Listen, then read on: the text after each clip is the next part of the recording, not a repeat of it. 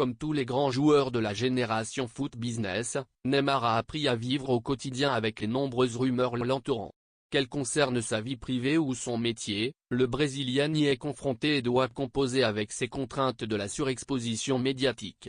Ainsi, l'ancien prodige du Santos FC sait désormais qu'il lui est impossible d'échapper à des informations l'envoyant vers telle ou telle destination dès lors qu'une fenêtre estivale des transferts approche.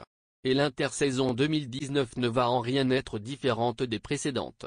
Le retour de Zinedine Zidane sur le banc de touche du Real Madrid, et la campagne de recrutement agressive attendue du côté de Santiago Bernabéu, a tout fait de pousser l'attaquant du Paris Saint-Germain à revenir en Espagne.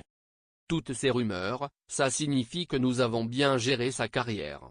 Il est sur le devant de la scène. Mais ça ne signifie pas pour autant qu'il va se rendre dans un club ou dans un autre, répond Neymar au cours d'un long entretien accordé à UOL Sport. Il n'a eu que 2 transferts dans sa vie. Et quelle mutation! La première entachée par de nombreuses irrégularités, et la deuxième pour en faire le joueur le plus coûteux de l'histoire. D'où cette réputation faite au clan Neymar que l'appât du gain guiderait envers et contre tous. C'est mon travail en tant que manager de planifier sa carrière pour lui. J'ai dit à plusieurs reprises que la carrière du footballeur était très courte. Notre principal défi consiste à planifier sa carrière de telle sorte que, lorsqu'il cesse de jouer au football, il ait l'esprit tranquille.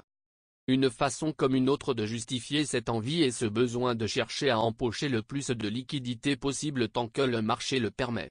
Quitte à tourner le dos au Paris Saint-Germain dès l'été prochain, après seulement 2 saisons en France.